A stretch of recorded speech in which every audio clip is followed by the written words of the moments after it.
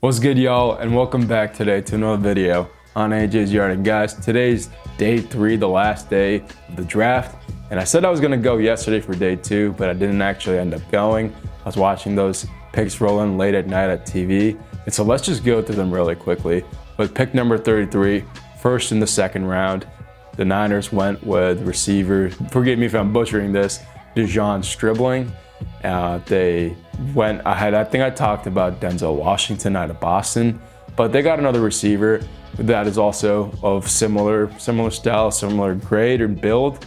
Then they went ahead with pick number 70. They actually had the earlier pick 58, but they traded back again with the Cleveland Browns for some more picks in later rounds, and we'll get to those.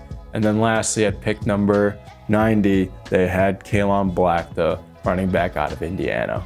And so, yeah, the Niners got some more members into the squad, and so let's just talk a little bit about them. But before that, I wanted to kind of give some, some context for why the Niners are trading back so much, just to kind of go through the picks that they have for round number 4, which will be happening today. They have the 107th picks with the Browns that they got from trading back. Then they had 127 already coming into the draft, and then 133 that was a comp pick, and then 139 is also a comp pick.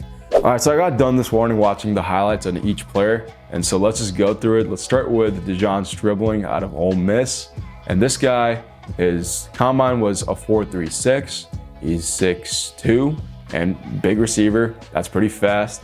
And just looking at the tape itself, he just looks like he accelerates pretty fast off the screen. Of course, we see how that happens in real time, and I'd love to see how it looks in training camp.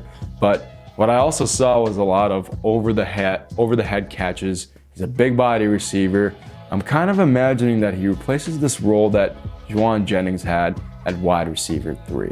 But it wasn't even all the overhead catches that he would have on all these smaller corners. It was the quick screen plays that he would often be involved with in Ole Miss with his quarterback Chamberlain or something, I forgot his name, but all the quick passes that he would get, and with the ball in his hands, kind of feels like a yak monster in a little bit, just able to catch in traffic and absorb hits. I kind of really like that. Just a big physical receiver. Seems like he might have a good place on the squad. Of course, the most important thing, and Kyle Shanahan loves to see this out of any receiver, is the blocking. So hopefully Stribling can get involved and learn what also it means to be a really good blocker on the perimeter, which is really essential for Shanahan's game plan. Let's move on to Romello Heights, and this was the defensive edge opposite of David Bailey at Texas Tech, the Red Raiders.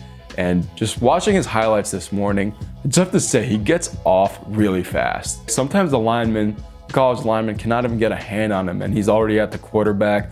Third down situation, an absolute beast, and really reminds me of Bryce Huff and what we had with Bryce Huff this last season. Obviously, Bryce Huff went and retired, and so the Niners really look at this pick as kind of like a replacement maybe for that. Some of the concerns obviously are going to be his weight. He's 6'3" at 235. That should be fine, but it's also a little bit on the lighter side.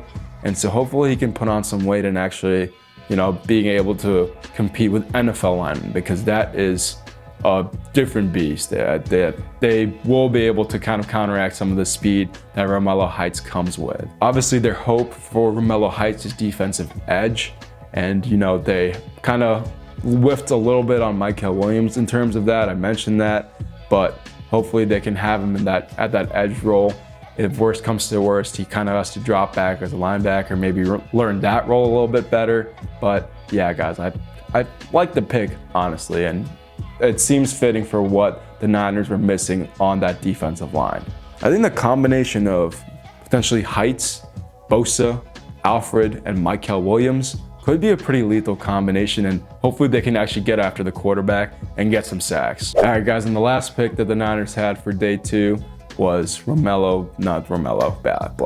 It's Kalen Black, my bad. They picked Kalen Black, the running back out of Indiana. I still believe that they could have found a guard that could really fill in that left guard position, but I can also maybe understand some of the struggles with understanding that Christian McCaffrey. Really needs somebody to split the field with. He had so much workload last year and last season.